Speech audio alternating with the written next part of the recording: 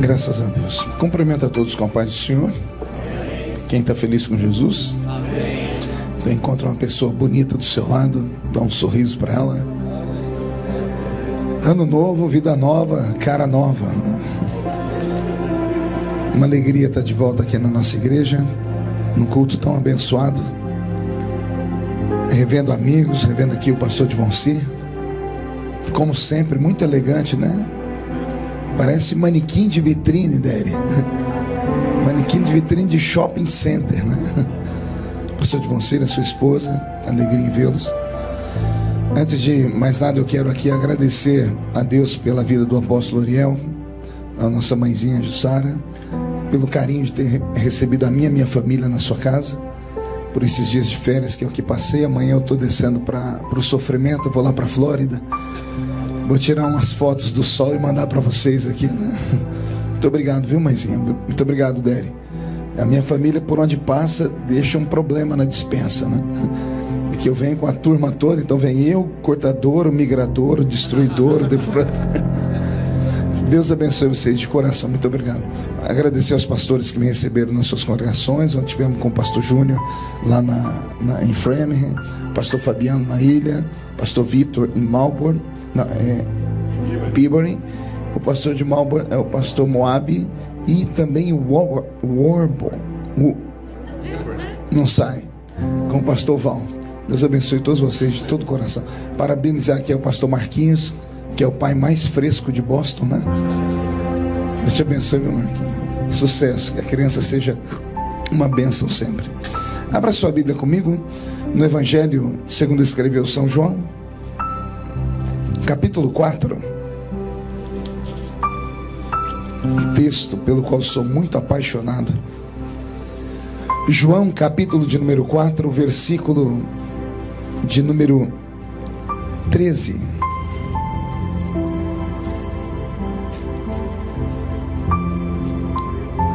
Está escrito assim: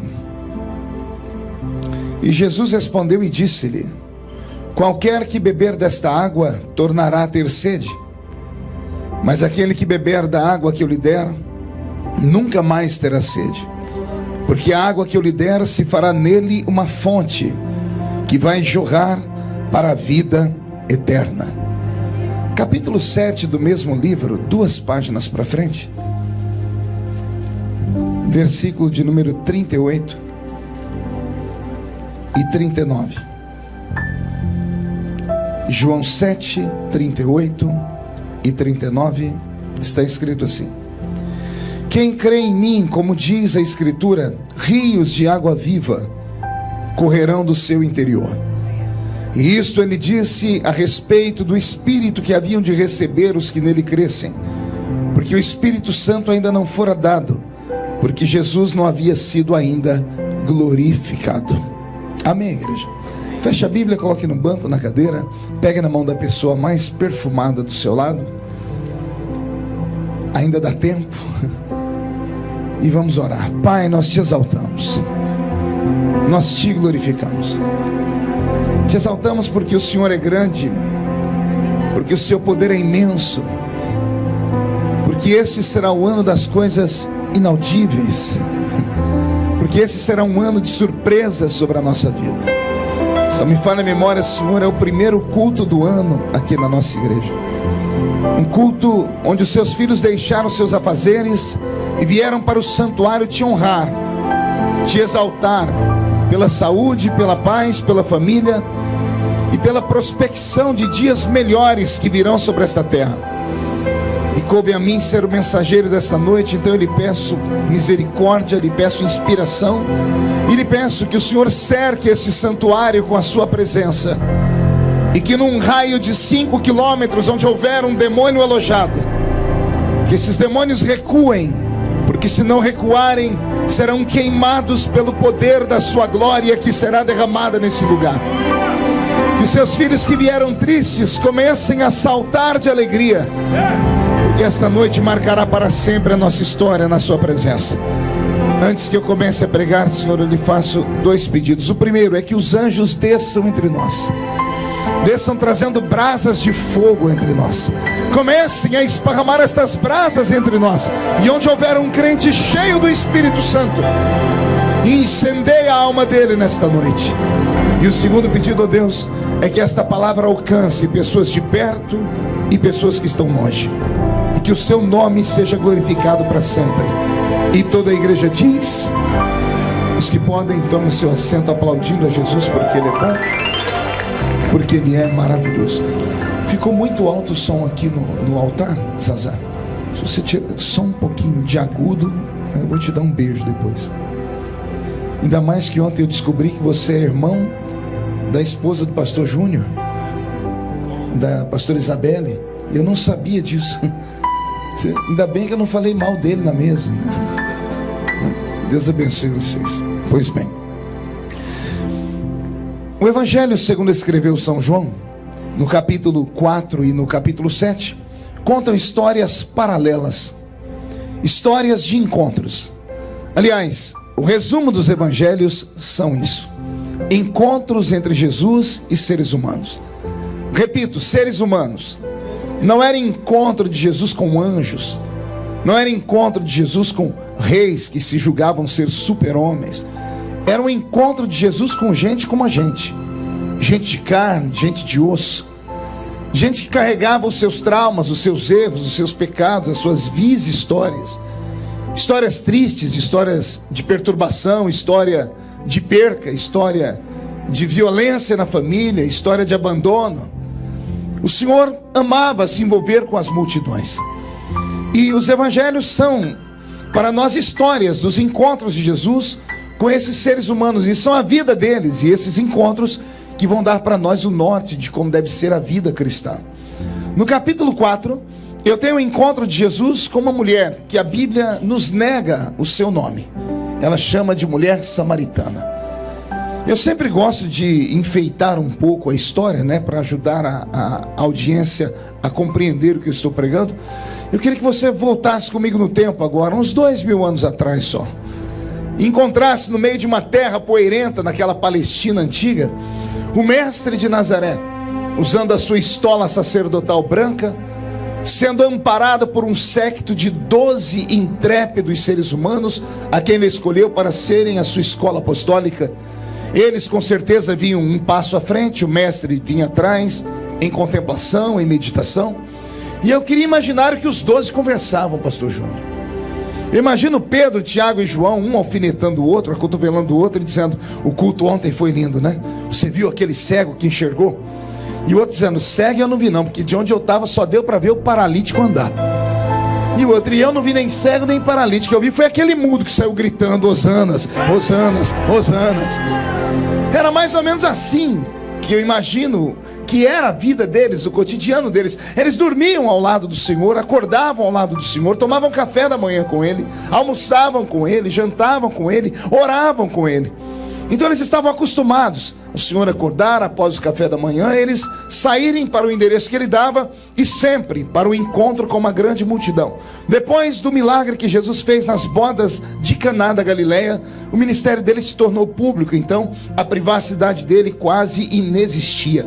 Acredito piamente que no capítulo 4 de João aqui, Jesus saiu de madrugada, estava indo para um outro lugar junto com seus discípulos, bem de manhãzinha, para que as pessoas que estavam dormindo pelas ruas, esperando ele sair, não vissem. Ele queria naquele dia dar um ensinamento, não a grandes multidões, mas aos seus filhos que caminhavam com ele.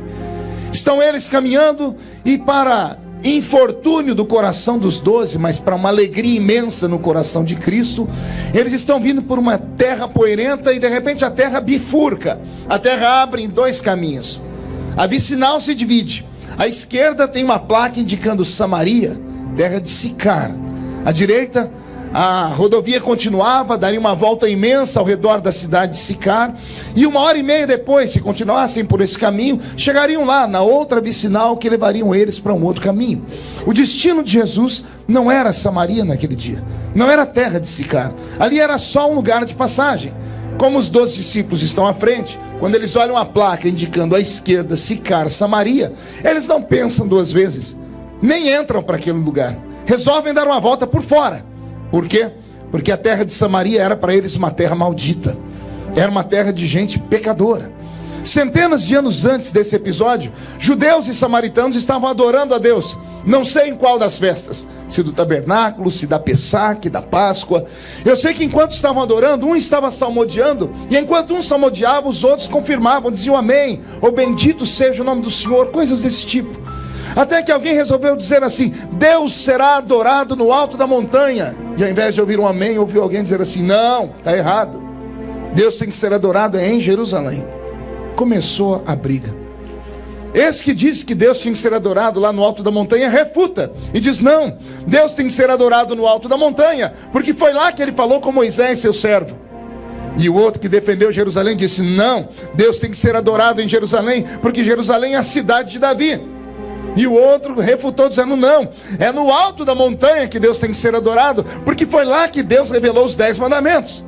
E o outro: não, Deus tem que ser adorado em Jerusalém, porque ela é cercada por 7 montanhas, e o 7 é o número da perfeição. E por causa dessa briga, dessa discussão, romperam com a comunhão. Judeus e samaritanos, irmãos de sangue, perderam a comunhão, a amizade. Chegaram a criar doutrinas, mãezinha. Criaram doutrinas para separar, só para que judeus não conversassem com samaritanos. Colocaram roupas diferentes nas mulheres. As mulheres samaritanas usavam um cinto diferente das mulheres judias, exatamente para que quando andassem pelas ruas, porque eram muito parecidas na face, ao olharem a roupa, alguém dizia: não, só tem cara de judeu, mas é samaritano, e vice-versa. E por isso romperam com a comunhão, romperam com a amizade. Eu tenho dito isso há alguns anos. Que pena que as pessoas ainda se espelham na placa da igreja para manter comunhão com uma pessoa ou com outra. Lá na minha cidadezinha, em Orlândia, um dia lá na Vila Tatu aconteceu um episódio que eu nunca vou esquecer. Tinha um ponto de ônibus e 2 irmãs se encontraram, pastor Val. 2 irmãs sentaram uma do lado da outra, cidade pequena, mas bairros distantes, elas não se conheciam. Só que as 2 eram crentes, e crente tem um negócio com ele que qualquer outro que é crente descobre que ele é crente, né? É como se fosse um dispositivo. Acho que é aquilo que Paulo disse, né? O espírito que está em um testifica com o espírito que está em outro, que ambos são filhos de Deus. Sentaram as 2 no banco, não se cumprimentaram, mas de repente eu acho que uma soltou uma linguagem, um evangeliquez, né? Evangélico tem suas palavrinhas de honra. De vez em quando ele solta misericórdia, um sangue de Jesus tem poder, e ele acaba se entregando. São coisas nossas. Numa dessas, um olhou para ela e disse assim: vejo que tu és crente. E ela: graças a Deus, como você sabe que eu sou crente? Seu jeito de falar. E olha, eu tenho até o dom de revelação, sei até de que igreja a senhora é. Como você sabe de que igreja eu sou? Pelo tamanho da sua saia. Pela sua saia curta e esse brinco na orelha, não tenho dúvida. A senhora é daquela igreja ali, não é? A outra fechou a cara e disse: eu acho que eu também estou com o dom de revelação. Porque eu também sei de que igreja é a sua. Sabe como? Pelo tamanho da sua saia, pelo tamanho do seu cabelo e pelo tamanho da sua língua. A senhora só pode ser daquela outra igreja ali em cima. Na hora de cumprimentar, uma disse: a paz do Senhor, e a outra disse: paz de Deus. Acabou a comunhão. Uma ficou para cá e a outra para lá. Precisava de tudo isso. Ah, se eu pudesse voltar naquele tempo, lá no dia da briga dos judeus e dos samaritanos, eu interromperia aquela briga, pegaria na mão dos 2 e diria assim para eles: não importa se você adora a Deus lá em cima ou se você adora a Deus aqui embaixo, o que importa é que ambos adoramos o Senhor, e que todos o adorem em espírito e em verdade. Necessário é que ele seja adorado. Mas por causa dessa ruptura teológica, os 12 discípulos que estão com Jesus indo à frente, quando vem a placa à esquerda Samaria, ignoram e passam direto. Eles vão dar uma volta de 1h30 para encontrar a vicinal lá do outro lado. Em contrapartida, se entrassem na cidade de Sicar, cortariam pelo meio, encontrariam um atalho, chegariam em 1 hora, economizariam em mais de 1 hora o caminho e chegariam no mesmo lugar. Se fosse nós brasileiros, a gente ignoraria tudo e entraria pelo meio do caminho, né? Mas judeu é judeu. Eles estão dando a volta por trás. Se dessem só a volta por trás, tudo bem, mas eu imagino eles começando a murmurar, e um dizendo para o outro: aí a esquerda é a terra dos malditos, ó. E o outro dizendo: aí mora só pecador. Já viu a roupa das mulheres que moram aí? Já viu os homens que moram aí? Adoradores de montanha. E dando gargalhada. Até que eles estão conversando muito bem. Eu imagino quando eles resolvem perguntar a opinião de Jesus. O que o senhor acha, Jesus? Quando olha para trás, cadê Jesus? Perderam Jesus de vista. Jesus ainda não tinha falado do arrebatamento, eles tinham achado que ele tinha ido embora. Eles olharam para trás e falaram: não pode ser. E eles: não, só tem que ser, não tem outro caminho. Será que ele entrou lá naquele caminho? Tiveram que correr para ver. E quando chegaram na bifurcação, está Jesus entrando dentro da terra maldita. Está Jesus entrando dentro da terra de Samaria. E eles têm que resolver rápido. Tem duas opções: ou eles saem correndo aqui e dão a volta, e 1h30 depois chegam lá na frente e esperam Jesus, ou correm o risco de perder Jesus no meio do caminho, ou eles vão ter que engolir o orgulho deles, ou eles vão ter que deixar de lado alguns dogmas, vão ter que quebrar alguns protocolos para seguir Jesus. Porque andar com Jesus implica nisso. Implica em você deixar de ser comum, implica em você deixar de ser normal, implica em você entrar por situações que pessoas normais não gostariam de entrar. Mas seguir Jesus é uma grande aventura. Tem alguém seguindo Jesus hoje aqui? Então vem comigo, entra comigo em Samaria. Eu imagino as cenas: 12 homens andando, botando o pé na terra maldita e parando, um encostando no ombro do outro e batendo a mão no pé para tirar a poeira. Jesus havia ensinado isso: em terra maldita, tira a poeira do pé. Eles vão fazendo isso e lá na frente está Jesus. Só dá para ver a silhueta dele de costa. Você consegue tentar acelerar a sua câmera e enxergar Jesus de frente? Eu imagino Jesus com um sorriso, querendo dar uma gargalhada, porque ele não era só homem, ele também era Deus. Como homem ele só sabia o que os homens sabem, mas como Deus ele sabia onde aquela história ia dar. Ele sabia que aqui atrás eles estavam irados, enraivecidos, mas que já já ele iria aplanar o coração deles, porque um mistério seria revelado logo ali à frente. Eles aceleram os passos, se aproximam do mestre. Quando vão tentar passar na frente dele, encontram outra placa, e essa placa está escrita: Poço de Jacó. Quando eles olham a placa Poço de Jacó, um desarranjo em todos os 12, uma curiosidade em todos os 12. Então eles olham para trás para ver se Jesus vai seguir caminho ou se ele vai seguir a placa. E graças a Deus, Jesus seguiu a placa. Quando eles viram Jesus entrar por Poço de Jacó, foram correndo. E agora que eles estão na frente do poço, eu imagino 12 homens ao redor daquele buraco no chão, olhando, observando, sentindo o cheiro da terra molhada, ouvindo barulho de águas vivas lá embaixo. E os olhos deles estão lacrimejando. Pergunte por quê? Só se todo mundo perguntar. Porque os 12, sendo judeus, cresceram ouvindo falar da história desse poço. Cresceram ouvindo falar da história do milagre de Jacó no deserto.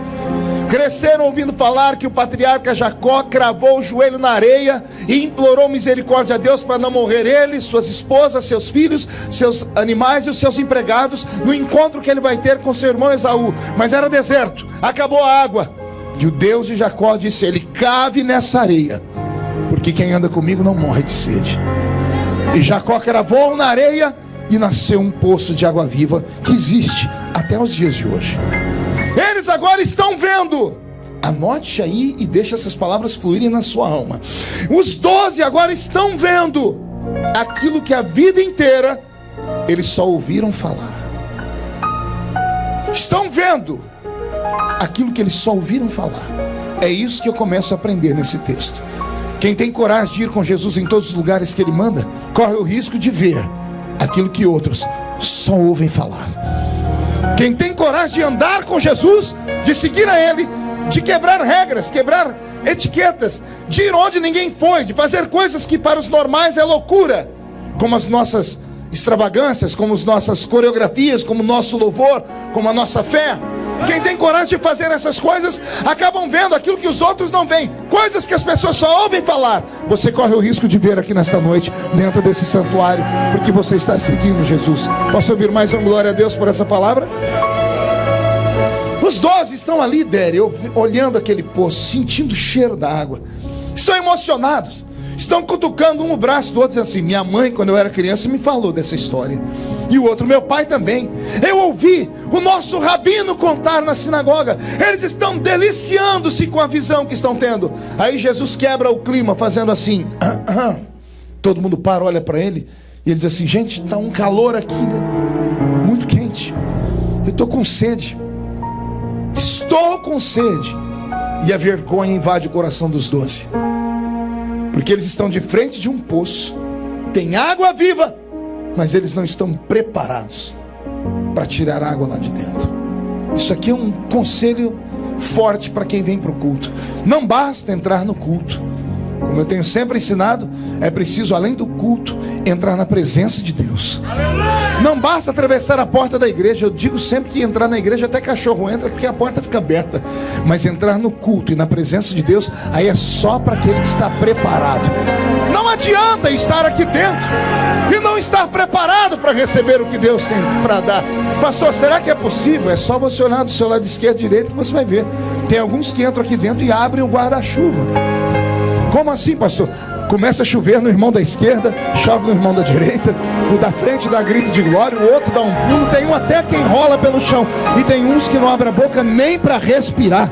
Não basta andar ao lado dele, tem que estar ao lado dele preparado para fazer as coisas que ele te pede para fazer. Eles estão diante do milagre, pastor Val, e não podem tirar água lá de dentro. Não tem uma xícara na mão. Mas não é esse o ensinamento que Jesus quer dar. Jesus não quer deixar eles numa situação constrangedora. Então Jesus se antecipa, imagino, se afasta deles um pouquinho, encontra uma pedra debaixo de um zimbro. Ele senta na pedra e diz assim: gente, aqui na frente, se não me falha a memória, eu vi uma placa ali atrás, tem uma cidade chamada Sicar. Vão à frente, preparem comida, bebida, encontrem um lugar para eu repousar. Eu me encontro com vocês lá na frente. Eu vou descansar porque essa noite, enquanto vocês dormiam, eu subi o monte para orar, então eu estou mais cansado que vocês. Os 12 se confabulam, chegam à seguinte conclusão: nós não podemos deixar Jesus sozinho. Eles deixam um para ficar ali do lado dele, como uma espécie de guarda-costa. Pastor, como é que o senhor sabe disso? Está escrito? Não, não está escrito, mas basta ter um pouquinho de inteligência, porque alguém escreveu a história. Alguém foi testemunha ocular, e só um foi testemunha ocular dessa história: João, o apóstolo. Os 11 ou os 12 se reuniram e escolheram João para que João ficasse ao lado de Cristo. Jesus está sentado numa pedra, João está aqui em pé, de braço cruzado. Tem 11 homens fugindo, indo para dentro da cidade de Sicar. Quando eles estão à distância, que dá para perceber que Jesus não está vendo mais eles, eu imagino o diálogo, pastor Moses, um olhando para a cara do outro, dizendo assim: que fiasco. O homem dá tudo que a gente quer.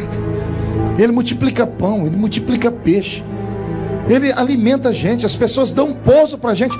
Tudo que a gente quer ele dá. E agora que ele pediu um copo d'água, ele não pediu vinho, ele não pediu uma barra de ouro, ele pediu água. E nenhum de nós pode dar água para ele. A gente precisa melhorar esse ministério. Os 11 estão conversando quando de repente, no sentido contrário, passa uma mulher. Passa quem? Esta mulher, quando passa por eles, dá frio da planta dos pés ao alto da cabeça deles. Quando ela já está longe, os 11 olham para trás para olhar a mulher e começa a indagação: não pode ser. Será? Sim, não tem outro jeito. O que chamou a atenção naquela mulher neles foram duas coisas. Primeiro, o cinto que ela usava. O cinto identificava ela como samaritana. Samaritano era sinônimo de pecador, miserável. A outra coisa é que no ombro direito dela ela tinha um cântaro. Eles não tinham uma xícara, mas ela tinha um cântaro. Ela está indo para o poço, de onde eles estão vindo.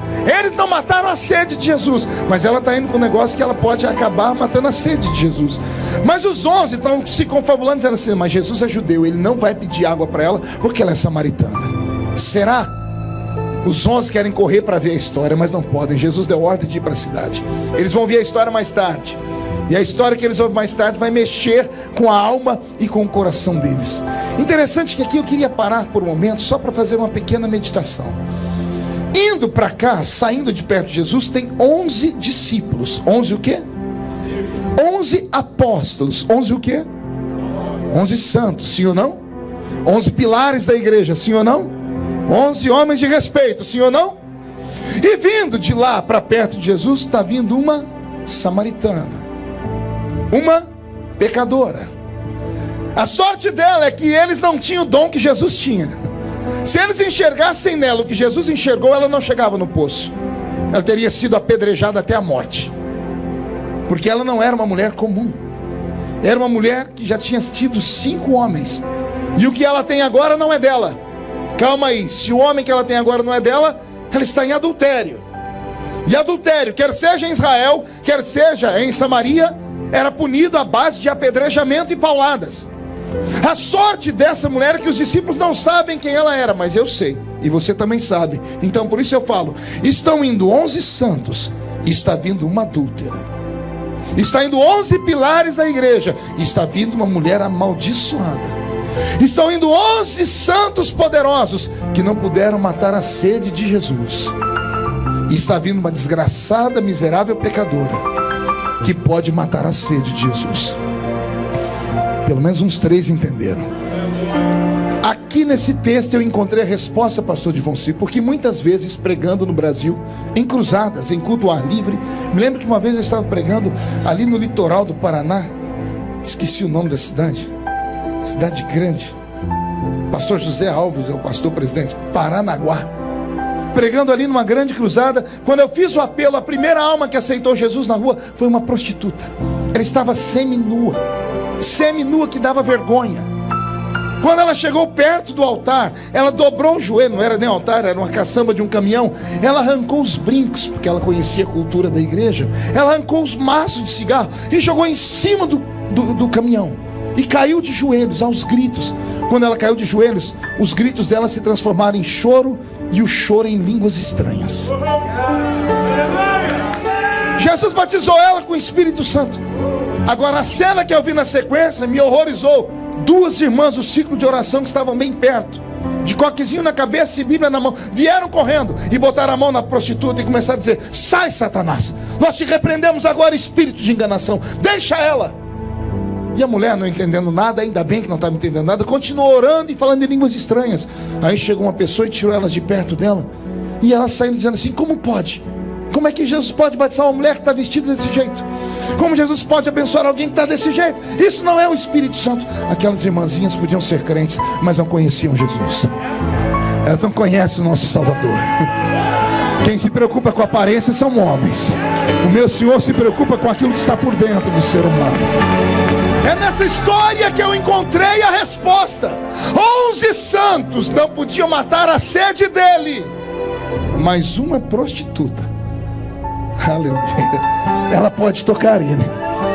Às vezes é mais ou menos isso que acontece num culto como esse, né? Quantas vezes a gente está pregando e a gente conhece os crentes, né? Sou pastor de igreja, a gente conhece os membros de igreja. Você prega, o cidadão fica te olhando com a cara parecendo que foi batizado num pote de vinagre. Aí entra na igreja uma pessoa que nunca foi crente, ela fica constrangida, porque ela baixa a cabeça, você percebe que ela fica assim, de canto de olho, ela começa a chorar. Ela não entende nada do que eu estou pregando, mas ela sente tudo que eu estou falando. Aí os crentes que entendem o que eu estou pregando já não sentem mais o que eu estou falando. Senhoras e senhores, às vezes é melhor rever o nosso sentimômetro espiritual. Dá uma olhadinha pro seu irmão e pergunta: como é que está o seu? Está quebrado? Diga para ele: porque é o primeiro culto do ano e você não abriu a boca nem para respirar ainda. Aliás, teve uns 3 desgraça desse chiclete. Pelo amor de Deus, você está na presença do Eterno. Em 2017 você venceu. Dê um grito de glória ao nome dele. Se alegra. Aleluia. Lá vai a pecadora. Os 11 vão embora querendo saber o que deu. Vão saber mais tarde. Quando a pecadora chega perto do poço, de soslaio. Soslaio é canto de olho. De soslaio, de canto de olho para a esquerda, para a direita, ela percebe que na beira do poço tem 2 homens. E os 2 são judeus. A roupa deles identifica eles. Só que a roupa de um deles deixa ela apavorada, porque a roupa dele é branca. É a roupa de um doutor da lei. É a roupa de um sacerdote. Pastor, por que deixa ela apavorada? Porque ela conhece a lei. Se ele descobrir o pecado dela, ele pode mandar matá-la. Então ela, apavorada, dobra o joelho, tira debaixo do seu cinto uma corda, tira o cântaro do ombro, amarra uma corda no gargalo do cântaro e solta o cântaro dentro do poço. Ela quer que termine rápido para ir embora. Quando o cântaro bate nas águas, barulho de água em movimento, pastor Marquinhos. Ela ergue o cântaro e quando o cântaro sai de dentro do poço, ele sai vertendo água fria, água cristalina, água pura. pura, água que mata a sede de qualquer moribundo, pastor Moses. Quando ela tira o cântaro, ela desamarra, vai dar um jeito de amarrar na cintura, porque ela quer que aquilo acabe logo. São 2 judeus e ela é samaritana. Um deles é doutor da lei, e esses doutores da lei também, ele pode ser da entidade dos cabalas, ele pode ser um doutor da lei que tenha dom de revelação. Você sabia disso? Sabia que existem judeus que têm dom de revelação? Os que estudam a cabala, eles também oram por doentes. Eu conheci um dia desses, um deles. É coisa forte. Quando ela percebe isso, ela quer que termine logo aquilo, porque aquilo está sendo um suplício. Quando ela vai se levantar para ir embora, pastor Zaqueu, o silêncio é quebrado, a voz do mestre é ouvida, e ele diz assim para ela: senhora, me dá um pouco de água para eu beber, porque eu estou com sede. Oh, palavra bonita. Você consegue imaginar a humildade do Salvador? Ele não olha o pecado, ele não olha a aparência, ele não olha a religião dela, ele não olha a roupa dela, ele não olha o estado civil dela, ele não olha nada. Ele diz assim: moça, me dá um pouco dessa água para eu beber. E ela esquece o que ela é. Por um momento ela esquece que ela é uma mulher de vida fácil, que ela é uma prostituta de luxo. Ela olha para ele e ela lembra só da maldita ou bendita religião. Os olhos dela trincam, os dentes dela rangem, e ela solta golpes sobre o meu Jesus. Ela diz assim para ele: como sendo tu homem, judeu, vem pedir água a mim, que sou mulher samaritana? Traduzir isso é dolorido, às vezes até vergonhoso. Ela está tocando em 2 pontos frágeis de Jesus. Ela está tocando no sexo dele e na etnia dele. Mas não é apenas na etnia, é na etnia religiosa. Como é que ela sabe que Jesus é da tribo de Judá para chamar ele de judeu? Naquela época não chamavam judeus de judeus, chamavam judeus de hebreus. Só se chamava judeus aqueles que eram da tribo de Judá. Jesus era da tribo de Judá, mas ela não sabia disso. Quando ela chama ele de judeu, ela está falando da religião dele. A roupa branca identificou como sendo você judeu, ou seja, da religião judaica, do judaísmo. Aí ela apela: como sendo tu homem.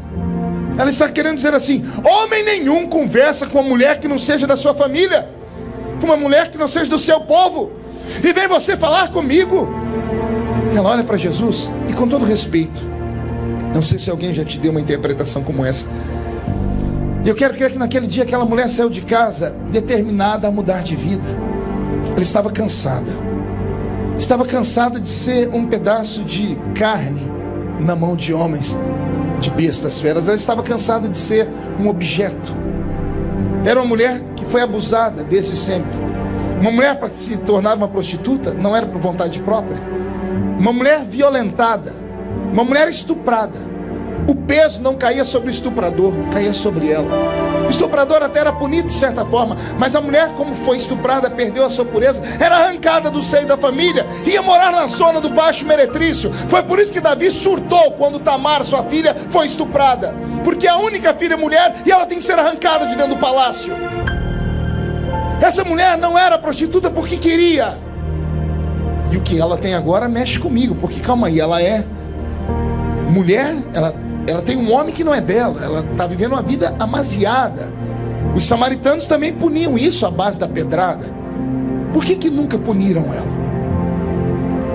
Possivelmente ela era amante de alguém muito importante, um político, ou pior, um religioso. E as pessoas sabiam do poder que tinham os sacerdotes naquele tempo. Lembra? Foram eles que mandaram matar o meu Jesus. E também sabiam do poder dos políticos. E como ela devia ser muito bela, era amante de um deles, ninguém tinha coragem de tocar nela, porque ela tinha alguém que guardava as costas dela. Mas isso não tornava ela uma pessoa feliz. Pelo contrário, todos os homens que se aproximaram dela quiseram arrancar algo dela. Quando ela está na beira do poço, cansada de viver, ela vê um líder do judaísmo mexendo com ela. Ela achou que Jesus era mais um. Quando Jesus puxou conversa com ela, ela olhou para ele e disse assim: é mais um que me quer, é mais um homem que quer o meu corpo, é mais alguém que quer me deflorar, que quer me humilhar.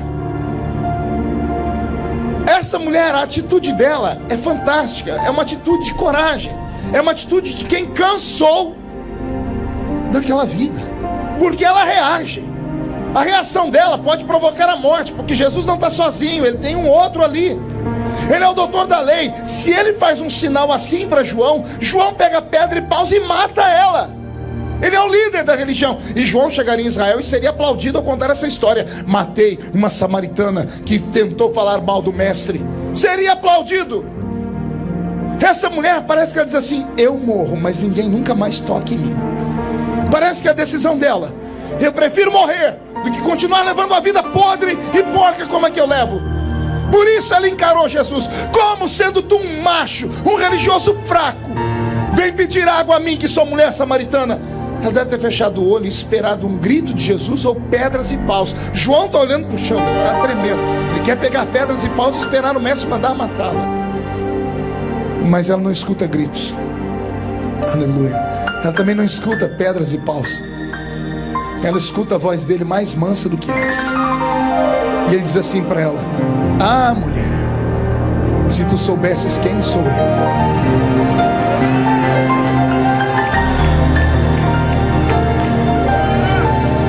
Eu me emociono só de falar.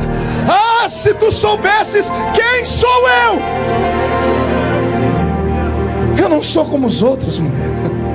Eu não quero um pedaço de você, eu não quero te levar para a cama, eu não quero destruir sua vida, eu não quero abusar de você.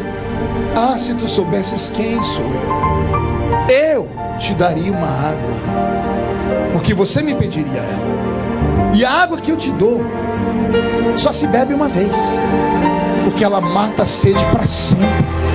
Para sempre. Alguém já bebeu dessa água aqui? Então exalte ao nome dele.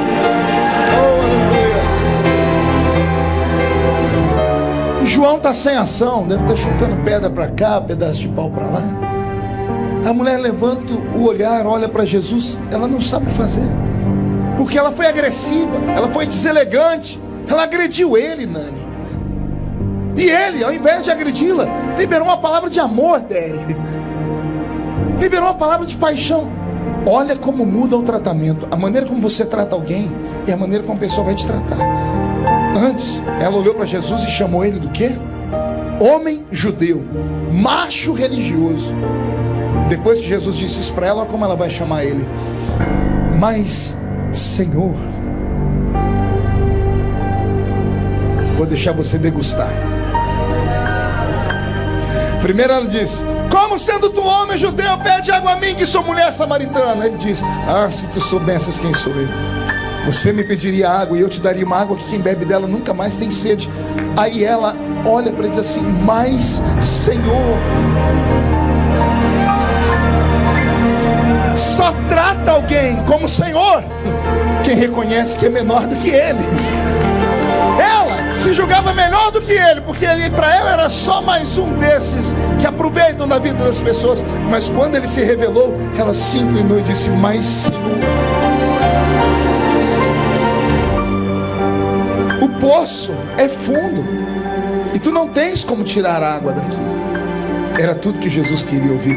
Uma oportunidade de diálogo. Jesus levanta daquela pedra dele e vai lá perto do poço. A mulher está agachada aí. João está olhando para ver no que vai dar. E Jesus está olhando para o poço, dizendo: é verdade, o poço é fundo e eu não tenho como tirar água daí. Meus discípulos não têm, foram todos embora. E esse que está aqui não tem também. Mas a água que eu vou te dar não está aqui. A água que eu quero te dar não está aqui. E a mente dela viaja ao redor daquele poço. Num raio de 10 quilômetros não tem água, não tem rio, não tem córrego, não tem lagoa, não tem nada. Quem já foi lá, eu já estive lá, no que é a reminiscência da terra de Sicar. Não tem nada ao redor daquele lugar. Aí a mente da mulher viaja e diz: se a água que o Senhor vai me dar não está aqui, onde está a água? Aí Jesus se revela. Ele abre os braços e diz: eu sou a fonte da água da vida. Eu sou a fonte da água da vida. Quem bebe desta água nunca mais tem sede. Linda história, não é? Pois bem, vamos tirar aqui alguns ensinamentos dessa história. O primeiro ensinamento que eu aprendo dessa história tem a ver com igreja, tem a ver com culto. Pergunte por quê. Ah, se a gente soubesse o que significa essa horinha aqui na presença de Deus. Se os crentes soubessem o que acontece quando eles saem de casa, no meio da neve ou do calor, sobem essa escadaria e entram e sentam aqui nesses bancos. Às vezes não é preciso fazer mais nada, basta sentar nesses bancos. O catolicismo romano, que se distanciou de Deus há muito tempo, tem mais conhecimento disso do que nós. Você entra nas igrejas católicas, durante o dia as pessoas estão lá sentadas, quietinhas, em silêncio, em contemplação. Primeira vez que eu fui na ilha de Martha's Vineyard, eu fui lá no tabernáculo de Wesley. Eu pedi para os irmãos, me deixa eu sentar aqui só um pouquinho. Eu sentei ali, estava um frio danado, que é o ar livre, né? Sentei e fiquei uns 5 minutinhos orando. Eu não queria que mais acabasse, porque eu fiquei imaginando o que era aquele lugar. Eu imaginei um homem de 1,5 metro de altura, que fez a rainha da Inglaterra se curvar, pregando naquele ambiente, um ambiente sagrado. Ah, se nós soubéssemos o que é esse lugar. Esse lugar não é mais Everett. Era Everett antes do culto começar. O culto começou, nós saímos da terra, entramos nas regiões celestiais. É por isso que o louvor nos arrepia, a música nos toca. É por isso que você está enxugando as lágrimas. Não é a minha voz, não é porque eu conto história bonitinha, não é nada disso. É porque Ele está aqui. Ele está aqui nesse lugar. Ele está aqui. E qualquer encontro com Ele pode mudar a vida de qualquer pessoa para sempre. O dia que eu fui lá no poço de Jacó, eu corri até onde é as ruínas de Sicar. Deu 25 minutos a pé. Aí eu fiz o caminho inverso, 25 minutos a pé também. Então, olha o que 1 hora na presença de Deus pode fazer na sua vida. Aquela mulher saiu de casa de manhãzinha, andando pelas ruas, todo mundo dizia Shalom, Shalom. Quando ela virava as costas, todo mundo dizia, lá vai a Kenga, lá vai a destruidora de lá vai a... Já enterrou 5 e está com aí, agora está acabando com outro casamento, que é assim que o povo é. Na cara não fala, mas passou, o povo murmura. Todo mundo fala, lá vai ela. E ela sai daqui. Quando ela chega no poço, são 25 minutos a pé. Eu calculei o tempo de pegar água, o pastor Divon Ciri, e a conversa dela com Jesus. Não cheguei a mais do que 15 minutos, porque ela estava apavorada para ir embora. 25 com 15 dá 40. Jesus conversa com ela. Ela não voltou para a cidade com um cântaro. Ela largou aquele cântaro e saiu correndo. Ela gastou menos tempo para chegar. Ela chegou na cidade uns 20 minutos. Ela entrou na cidade aos berros. Entrou gritando. Só que ela entrou gritando uma coisa tão bonita que vai mexer com você. Porque 25 para vir, com 15 dá 40, com 20 para voltar dá 60, é 1 hora. 1 hora atrás ela era prostituta. 1 hora depois é a maior missionária do Novo Testamento. 1 hora depois ela entra na cidade gritando, encontrei o Messias, encontrei o profeta, ele está lá no poço de Jacó. E essa mulher faz algo que eu nunca vi acontecer. Gente, a cidade inteira, é a Bíblia que diz, a cidade inteira, os comerciantes, a prefeitura fechou, todas as pessoas que estavam trabalhando na lavoura pararam, a notícia esparramou, a cidade inteira desceu até o poço para ver Jesus. E Jesus pregou para a cidade inteira e ganhou a cidade inteira. Quando a cidade está voltando, eles encontram a mulher chorando num canto. E aí começa a dizer, agora cremos. Não porque te ouvimos, cremos porque nós vimos que ainda há profeta em Israel de verdade. É por isso que eu digo que você não sabe o que esta hora aqui pode significar na sua vida. Para você pode ser mais um culto, para Deus pode ser o culto.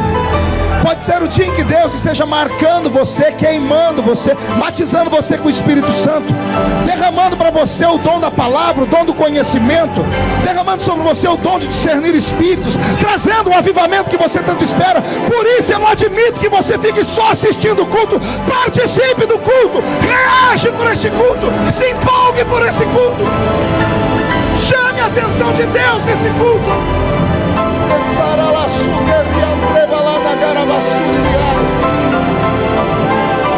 Oh, aleluia. Há um Deus do céu te olhando nessa noite. Há um Deus do céu esperando a sua reação nesse culto. Você diz, vou para o culto, é o primeiro culto do ano, vamos ver o que Deus vai me dar. Por incrível que pareça, Deus falou a mesma coisa de você. Deus disse: é o primeiro culto do ano, vamos lá, vamos ver o que eu vou ganhar. Então estamos nos impasse. Ele quer e você quer. Só que Ele é Deus. Ele merece mais do que você. Dê a Ele e Ele te dará tudo que você precisa. Eu não vou me prolongar muito, mas eu quero aqui tirar desse texto algo que o Senhor falou no meu coração, que é muito profundo. Oxalá que eu tenha condições de interpretar. Sentado naquela pedra, falando Deus. Então eu compreendo que sentado na pedra está um homem com sede. Mas permita-me o Senhor falar. Sentado naquela pedra também está Deus. E Deus também está com sede. Posso, talvez seja uma forçação da interpretação do texto, uma hermenêutica que beira a linha da quase heresia, mas não é. Porque Deus é um ser que não tem necessidade de nada. Mas no meu pensamento, sentado naquela pedra, eu tenho uma linguagem, uma figura de linguagem eterna. Eu tenho Deus olhando para a sua criatura dizendo: só você pode matar a minha sede. Me dá água para beber. Sede do quê, pastor? Sede de ser adorado como Deus. Deus tem todo o poder. Não tenha nada que Ele não possa fazer. E o que Ele não pode fazer, não faz, não porque não pode, mas porque o seu caráter o impede. Deus tem tudo e um pouco mais. Mas vem cá, que graça tem você comprar um terno novo e sair andando com ele para a igreja com a etiqueta pendurada, só para todo mundo falar: ei, terno novo, hein? Oh, esqueci a etiqueta. Não, desculpa. Que graça tem a senhora fazer o cabelo, fica lá aquele sofrimento, 4 horas para deixar o cabelo dessa cor, né? Ou dessa textura. Aí chega em casa, fica lá esperando. O marido vai chegar, quando ele abre a porta, a senhora está bem esperando ele assim. Aí ele olha e faz: tá tudo bem? Aí a senhora faz assim. Aí fala: é problema no pescoço, meu amor? Aí ela já começa a subir o nervo, né? Ela diz: você não está notando nada diferente? Ele fala: é o brinco. Eu falo: não, é o cabelo, eu mexi no cabelo. Que graça tem você fazer uma coisa e ter que ficar falando. Imagina, você emagreceu e ter que falar: vocês viram a dieta que eu fiz? O legal é quando alguém chega e fala: nossa, você emagreceu, você está diferente. Ser Deus é assim também. Que graça tem ser Deus, Ele ir para frente do espelho e falar: eu me amo, eu me adoro. Não, para isso Ele fez cada um de nós. Deus só tem sede de uma coisa: sede de adoração. Deus é um ser que tem que ser adorado. Já falei isso aqui alguns anos atrás e repito. Um dia lendo a Bíblia eu descobri que só existe uma coisa acima de Deus. Ai, pastor, isso beira heresia mesmo. Beira mesmo. Quando eu li eu também tomei um susto, porque para mim Deus estava acima de tudo. Porque só olha para cima quem precisa de alguma coisa. Esse é o pensamento humano. Mas a Bíblia diz que um dia um homem entrou no santuário de Deus, no ano em que morreu o seu tio Uzias.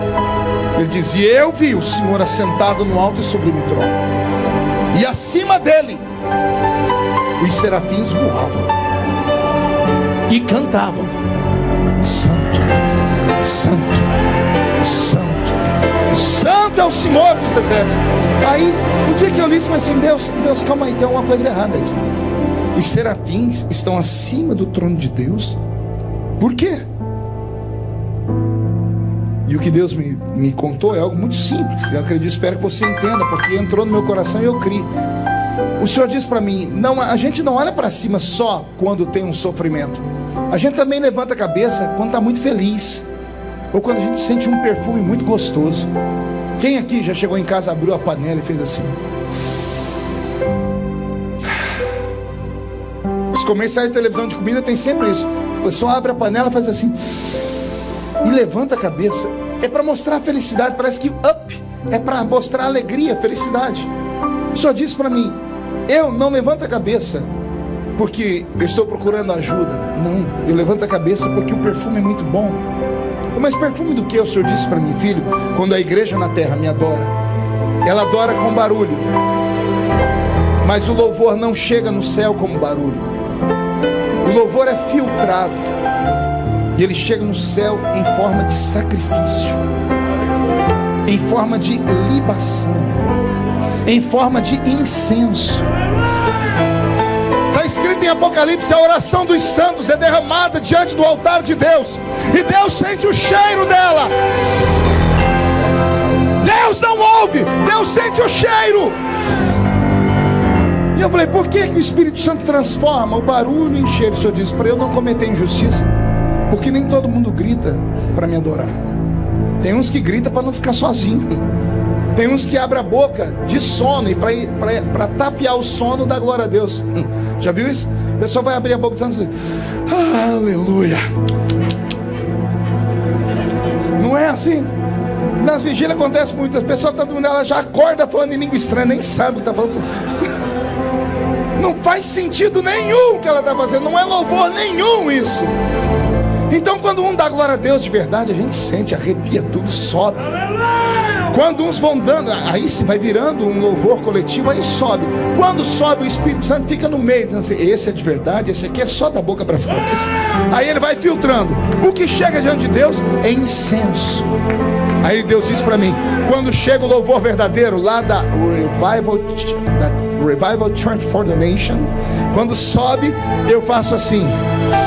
Quando o cheiro é bom, eu olho para cima. Ao olhar para cima, os serafins dizem: santo, santo, santo, santo, santo, santo é o Senhor dos exércitos, e toda a Everett está ficando cheia da sua glória. Eu te desafio nesta noite ser o ponto de partida, o início de um ano de muita adoração, de um ano de muito louvor, um ano onde você possa atravessar aquela porta, entrar aqui e pedir menos e dar mais, porque Ele sabe do que você precisa e Ele vai suprir a sua necessidade. Queria desafiar você a dar um ano de tanta glória e de tanta aleluia, que o próprio diabo vai se mudar da rua da sua casa, porque não vai te aguentar mais. Duas coisas: ou ele não vai aguentar mais, ou ele vai acabar dando glória a Deus junto com você também. Eu te desafio a fazer deste ano o melhor ano da sua vida, dizendo assim: só o Senhor é Deus, e dar a Ele toda a honra, toda a glória, todo o louvor, porque Ele merece tudo isso e um pouco mais. Você pode dar glória a Deus por isso? Me lembrei agora de que eu estava em Israel numa grande cruzada uma vez, e terminamos a cruzada, foi um sucesso. No dia seguinte eu fui lá para o Monte das Lamentações, para o Muro das Lamentações, orar. E eu levei comigo aquele locutor da Rede Globo, o Cid Moreira. Quem lembra do Cid Moreira? Só os velhos, né? Mr. M. O pastor Divão Cid disse que lembra, mas não é velho não. É ousado. Estava lá, eu e o Cid Moreira. Falei: Cid, vamos, informa. Para chegar lá foi uma tortura, porque o Cid anda desse jeito assim. Eu já tem quase 230 anos, né? Aí o Cid foi, chegamos lá, cada um colocamos o quipá. Eu falei: Cid, você encontra um lugar aí que eu vou encontrar o meu. Eu quero chegar naquela montanha lá naquela muralha. E para chegar lá, um Deus nos acuda. É muita gente, né? Só que eu sou brasileiro e não desisto nunca. E fui empurrando um, empurrando o outro. Quando eu achei uma brechinha no meio do muro, eu disse: pronto, é aqui que hoje eu faço um pacto com Deus. Tirei do meu bolso um pedido de oração. Não sei se você sabe, no Brasil, quando alguém sabe que você vai para Israel, eles falam: põe meu nome lá. Aí você sai com um negocinho enrolado. Quando você estica, dá 1 quilômetro. Tem oração até pelo cachorrinho da vizinha. Aí enrolei o meu papelzinho, e antes de começar a orar, eu tinha que encontrar um lugarzinho para colocar o pedido de oração. E aí foi uma tortura. Uma música triste, por favor. Não tinha nenhum buraquinho para colocar o pedido de oração. E eu falei: eu não viajei milhares de quilômetros para voltar com esse pedido de oração. Senhor, me ajuda, porque senão eu vou pecar. Aí eu olhei e tive uma visão. Eu vi um papelzinho que estava bem amarelinho, num buraquinho daqueles lá. Esse aqui Jesus já escutou. Não é pecado não, né? Aquele lá já estava amarelinho, tava... Eu cheguei, a barriga bem perto, coloquei o dedo e fiz assim, tuque, e coloquei o meu pedido de oração lá. A igreja me perdoa por isso? Não? Ufa, graças a Deus. Aí eu orei. Aí eu comecei a orar com vontade. Vem, achei o lugar para colocar meu pedido de oração. Só que eu encarnei um assembleiano seminarista orando. Levantei as duas mãos para o céu e comecei: soberano eterno, magnífico, imarcessível, Rei dos reis, Senhor dos senhores, Pai da eternidade, Príncipe da paz. Eu estava indo. Eu sei que eu já tinha atravessado o átrio, estava chegando no lugar santo, quando eu tomei uma pancada na mão esquerda. Mas a pancada foi tão forte que eu quase emendei um palavrão na oração. Porque não foi você, mas doeu demais, que a mão chegou a enformigar, que eu parei de orar e fiz ai, e olhei para cá para falar quem foi que fez isso. Aí ia brigar com a pessoa, mas quando eu olhei para cá, o ser humano era alto demais. Eu fui olhando, ele não parava de crescer. Era um judeu de uns 2 metros de altura, e ele ainda tinha um chapéu na cabeça, devia dar uns 2,5 metros. E esse judeu estava orando assim, ó. E foi um murro desse que ele acertou na minha mão. Eu falei, vou ficar quieto, estou em oração. Cheguei para cá, né? Levantei a mão, comecei a orar de novo. Não deu certo, que acertaram essa mão. Só que essa acertaram mais de levezinho. Eu olhei, não foi soco. O judeu que estava de cá, aqueles que usam roupa preta, que tem um cabelinho enrolado aqui, o judeu ortodoxo, ele orava assim, ó. E ele bateu a cabeça na minha mão. E eu olhei para o de cá. Olhei para o de cá e falei, que bando de doido. Eu fiquei quietinho aqui, levantei a mão para terminar a oração. Me empurraram de costas, que eu bati a cabeça no muro. Aí eu desci da cruz. E eu olhei para trás para ver um judeu que estava atrás de mim. Ele orava assim, ó. E eu comecei a olhar, tinha um que orava assim. Outros ficavam assim, amarrado o negócio aqui na mão, apertando um botão. Eu fiquei, aquela loucura. Eu falei, meu Deus, o que é isso? Aí o meu intérprete estava perto, falei, ô Eliaquim, o que é isso? O que esse povo está fazendo? Que loucura é essa? Ele disse, loucura não, pastor, respeite os meus irmãos. Eu falei, desculpe, eu respeito, mas o que eles estão fazendo? Meus irmãos estão orando. E eu falei, precisa tudo isso para orar? Ó, eu, pentecostal, membro da Revival Church for the Nation, achando loucura eles daquele jeito. Aqui teve um que deu uma cambalhota aqui agora no meio da igreja, e eu achando louco aquilo lá. Ele olhou para mim e falou assim, pastor, eu não posso falar porque o senhor está pagando a minha diária. Eu disse, não, eu faço questão, se é um ensinamento eu quero aprender. O pastor, graças a Deus, pela primeira vez vou poder ensinar de verdade para um crente ou um cristão que é orar. Ele falou para mim, até quando vocês crentes e cristãos vão achar que sabem orar, pastor? Eu falei, eu não sei orar não, né? Ele disse, pastor, vocês estão gatinhando na oração. Pastor, quando vocês começaram a orar 2.000 anos atrás, já fazia 4.000 que a gente orava. Aprenda a orar com a gente. E eu disse, a gente está errando no que? Ele falou assim, vocês não leram os profetas? Os profetas ensinam que Deus não recebe palavras vãs, repetições vãs de palavras comuns. Pastor, oração não é monólogo não. Não é só um que fala. Oração é diálogo. São 2 falando. É o Senhor falando com o Pai e o Pai falando com o Senhor. Oração é diálogo. E tem mais, pastor. O senhor está vendo aquele meu irmão ali orando assim? Eu disse, estou. Sabe o que ele está fazendo? Eu disse o quê? Ele está orando e está falando, eu oro, mas o meu braço também está orando. Aquele outro eu oro, mas o meu quadril também está orando. As minhas pernas estão orando. O meu corpo todo ora. Ele está dizendo, cada célula do seu corpo tem que orar. Aquele que fez os céus e a terra. Eu nunca tinha ouvido nada parecido com isso, pastor Júnior, nunca nada. Eu saí dali assim, embriagado, né? Quando eu estava já umas 50 metros longe daquilo, o Cid Moreira do meu lado, a ficha caiu, que eu sou difícil entender. Quando eu entendi, eu dei um berro, que eu quase matei o Cid Moreira do coração. O Cid olhou para mim e disse assim, que isso, pastor? Falei, Cid, eu entendi. Ele falou, o quê? Eu entendi porque eu, quando garoto, lá na Vila Tatu, no salãozinho da Rua 1, quando o culto estava gostoso, quando eu dava por mim, eu estava em pé sozinho, chacoalhando as mãos e chorando. Aí quando eu voltava, eu olhava, estava todo mundo sentando me olhando, e eu ficava com vergonha de sentar. Quantas vezes em congresso no Brasil, uma vez, eu estava em São Paulo, no Parque do Anhembi, pastor Gesiel Gomes, seu pai, Moisés, pregando. Seu pai fez uma coisa naquela noite que eu acho que eu nunca mais vi ninguém fazer.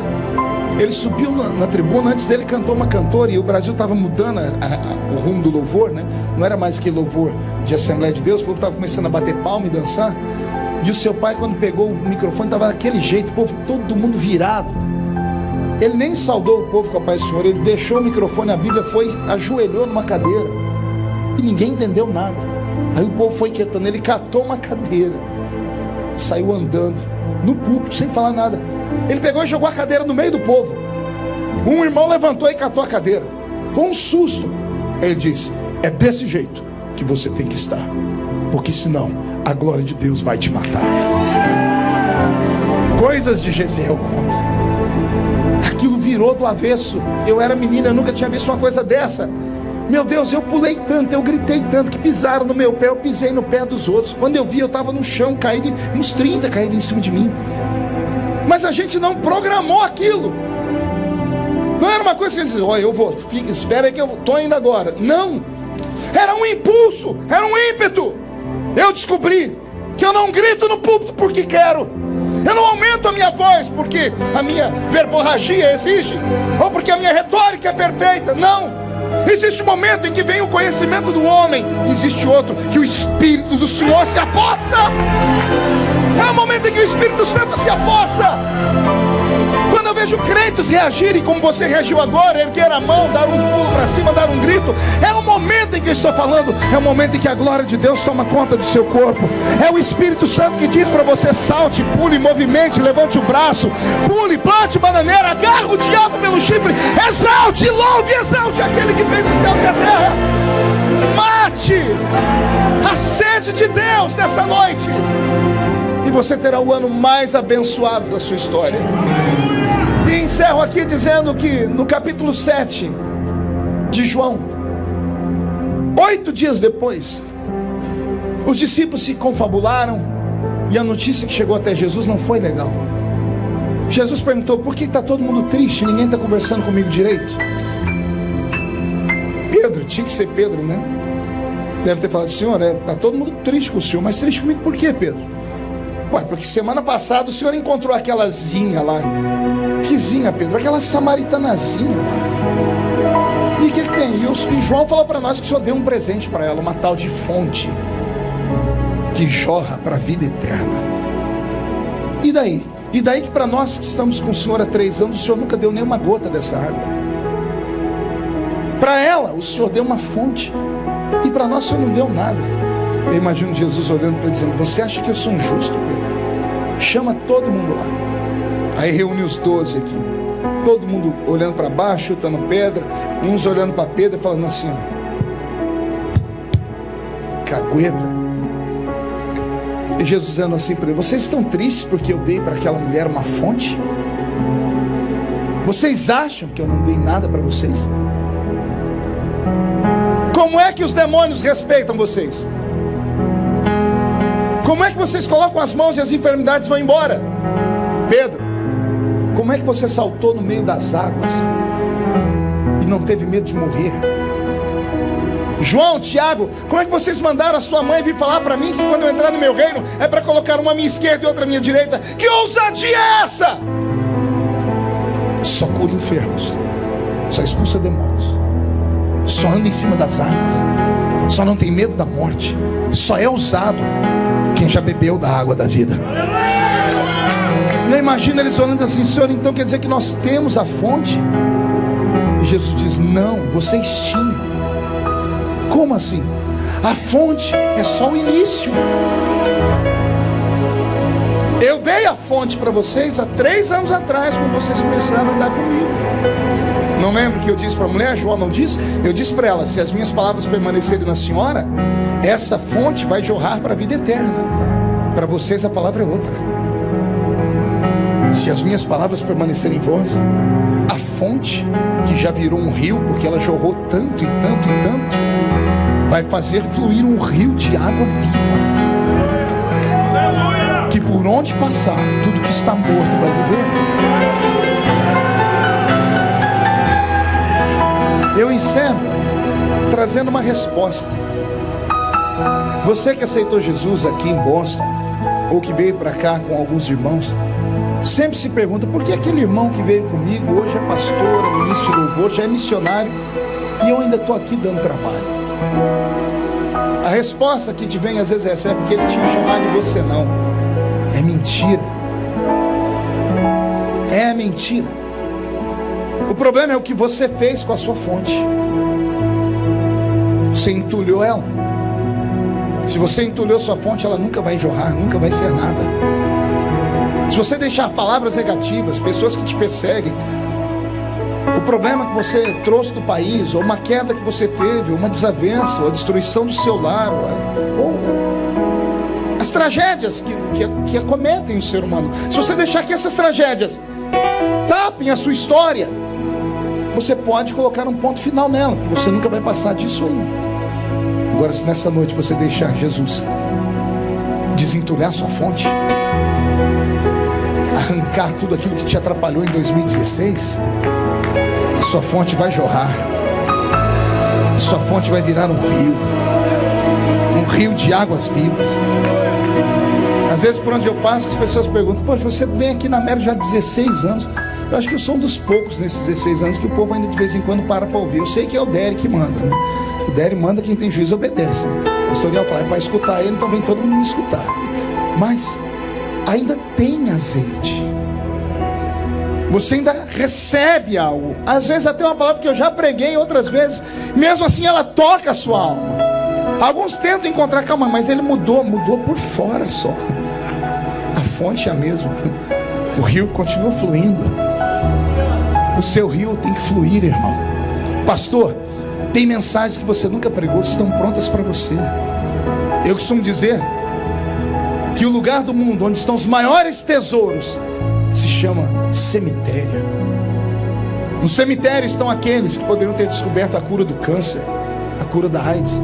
O melhor sermão para ser pregado está dentro do cemitério, que foram de homens e mulheres que, por causa do primeiro bloqueio na vida, porque alguém disse não a eles, desistiram da chamada, desistiram da história e arrastaram o seu talento para dentro de uma cova. Se eu dependesse dos anos de seminário para ser o que eu sou hoje, eu nunca seria nada. Eu fui humilhado por todos os professores de teologia, todos. O professor de hermenêutica era o pior. Uma vez ele pediu para que nós traduzíssemos um texto, pastor Divonci, e nós tínhamos que construir um sermão em 5 minutos. O sermão tinha que ter começo, meio, fim, apelo e oferta, em 5 minutos. E ele deu o tema. E tinha os meninos da minha época que eram bons, o pessoal imitava o Napoleão Falcão, o Gilmar Santos, essa turma toda, porque eles tinham voz para imitar. E a minha voz sempre foi pouca, porque o meu pulmão é pequeno. Eu nunca dei conta de imitar eles. Aí quando eu fui falar, eu comecei a falar do meu jeito, do jeito que eu tô aqui. Pedi para alguém fazer um solinho no violão, que eu comecei desse jeito. Isso, eu consigo operar quando tem uma anestesia, ajuda. Aí foi indo. Quando eu terminava de falar, estava todo mundo chorando, até o infeliz do professor. Ele enxugava as lágrimas e dizia assim: Feliciano, você está na profissão errada. Você tinha que ser roteirista de cinema, escritor de livros, porque púlpito de Assembleia de Deus não é lugar de contar historinha para a gente chorar. O infeliz sentia Deus, mas dizia que eu não podia ser pregador, porque o meu jeito de falar era esse. Um dia eu subi a montanha para orar, e eu encerro aqui. Eu disse: Deus, eu nunca vou ser pregador, porque o pastor disse que eu não posso, meu professor disse que eu não posso, só porque eu conto história. E Jesus falou para mim: é ciúmes. O que? Ciúmes. Ciúmes do quê? De você. Por que ciúmes de mim? Porque você prega igual eu pregava quando eu estava na terra. Os sermões de Jesus eram histórias. Jesus, quando queria pregar muito, chamava a multidão e dizia assim: um pai tinha 2 filhos. Oh glória! Morreu um homem rico e morreu Lázaro. Os sermões de Jesus não eram histórias, não eram essas mensagens escalafobéticas que a gente espera. A unção não está na entonação da voz do pregador, muito menos no seu conhecimento. A unção está na sua intimidade, no louvor a Deus e na atribuição que Ele dá ao Senhor. O Senhor te trouxe nesta noite para te dizer isso. Vou te usar do seu jeito, só que adore o meu nome, glorifique o meu nome, salta da terra, grita, planta bananeira, fala em língua estranha, deixe falar o que quiserem falar de você. Agora, quando tiverem pregar, quando tiverem orar e cantar, aí sim vão ter que dizer: Deus está na vida dele. Todos que creem nesta palavra, fiquem de pé, por gentileza. Como hoje é o culto de ensino da igreja, eu vou pedir autorização ao nosso pastor para fazer um convite. É um convite diferente. Feche os olhos. Eu queria convidar nessa noite homens e mulheres, meninos e meninas, que sonham em ser usados por Deus, que querem ser pregadores, pastores, cantores, levitas, missionários, mas que encontram dificuldade na mente, dificuldade na língua, vergonha ao falar, timidez diante das pessoas. Se você crê que a unção de Deus ela é repartida, que ela é transferível, eu te desafio a vir aqui perto de mim. Quero orar por você. Quero orar para que o Senhor Deus dê um upgrade na sua vida. Isso. Mas eu já vou te dizendo, vem matando a sede de Deus. Vem matando a sede de Deus. O Zazá está aí? O Zazá, aquele louvor que você cantou, teu é o poder, tu é a glória, tu é a majestade, o reino. Esse louvor abre o céu. E eu vou fazer um pedido, ninguém saia antes da bênção apostólica, que há um segredo nessa noite aqui ainda, isso. Pegue na mão de quem está do seu lado. Olhe para mim. Conselhos. Nem sempre a minha botija foi cheia. Eu sempre me inspirei em outros. Eu sempre ouvi pregadores. Quantas vezes agarrei os VHS do Daddy, coloquei lá para ouvir as pregações dele, e eu pregava de trás para frente, ninguém sabia. Ele pregava de frente para trás, eu pregava de trás para frente.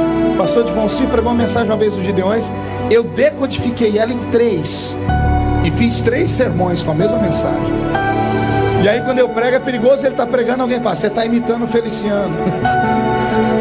E é o Feliciano imitando ele. O pastor Ronaldo Fonseca é deputado comigo em Brasília. Esse dia ele chegou lá no parlamento bravo comigo. Ô Feliciano, pelo amor de Deus, não prega mais aquela mensagem do azeite da viúva não. Eu falei, por quê? Você aprendeu essa mensagem aonde? Eu disse, eu tinha 14 anos quando você pregou ela. Pois é, a mensagem é minha. Você prega ela, eu fui pregar esses dias, irmão, falei, o senhor está imitando o pastor Marcos Feliciano. Porque Jesus me fez mais conhecido do que ele. Não é vergonha nenhuma copiar. Só que peça para Deus te dar uma inspiração sua, para Ele te dar um toque diferente seu, para que tenha a sua marca. Seja cheio do Espírito Santo sempre.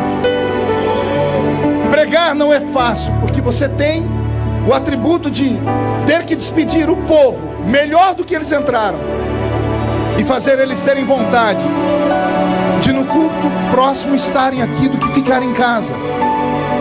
Por isso o Senhor Deus quer te dar. Pai, eu oro nesta hora. Eu oro porque oraram por mim.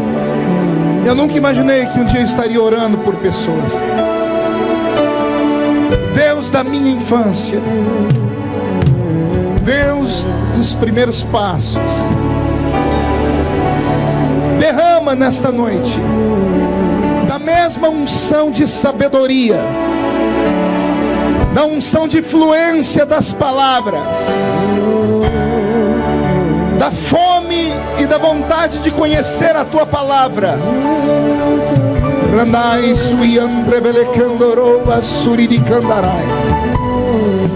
Aquele que está pedindo, Pai, dê. Aquele que está buscando, que encontra. Aquele que está batendo, que a porta se abra. E na medida em que esses homens e mulheres estiverem sendo ungidos com esta unção, que cada um deles possa matar a sua sede nesta noite, Senhor. Que eles possam matar a sua sede nesta noite, Senhor. Recebe o nosso louvor nesta noite, Senhor. On earth as it is in heaven, let o louvor está abrindo o céu, receba. Caia sobre eles a sua glória. Caia sobre eles o céu.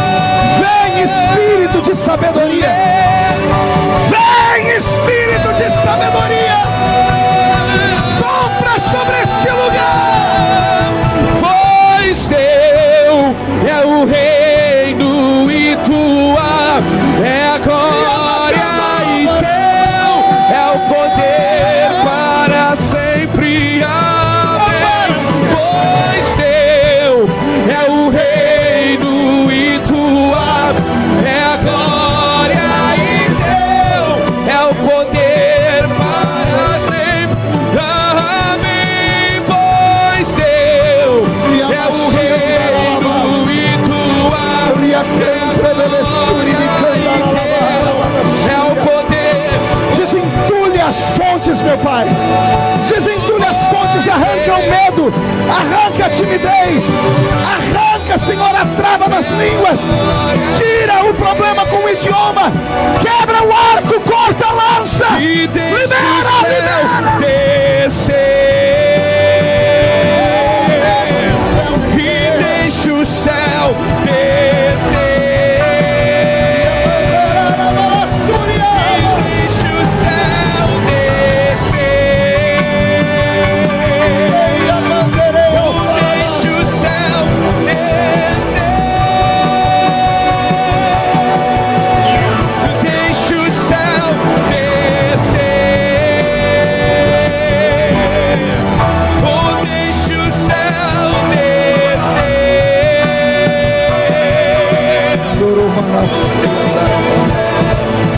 Solte a mão do seu irmão, levante a mão ao alto da cabeça, bem alta, e diga comigo em nome de Jesus: todos os demônios que travam a minha língua, que travam a minha mente, que colocam medo em mim, timidez em mim, eu ordeno, venha para a palma da minha mão agora, feche a sua mão com força.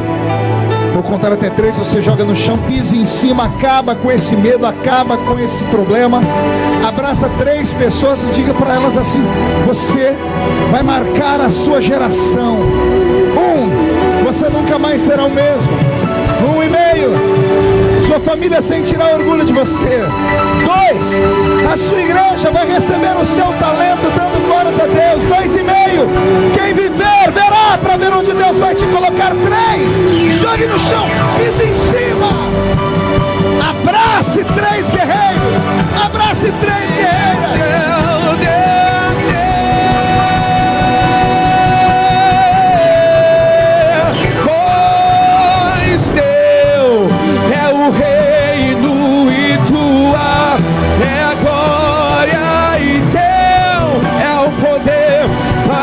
Sempre, amém, pois Deus é o reino e tua é a glória. Aleluia!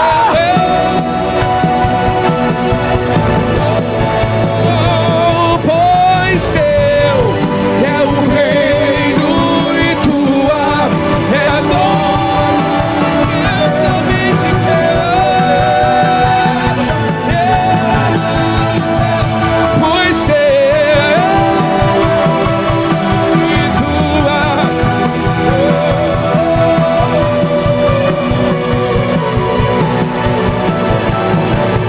Pode dar a Jesus uma linda salva de palmas? Quem pode aplaudir e gritar? Quem pode aplaudir e gritar e dar um pulo para cima? Vamos ver se alguém consegue.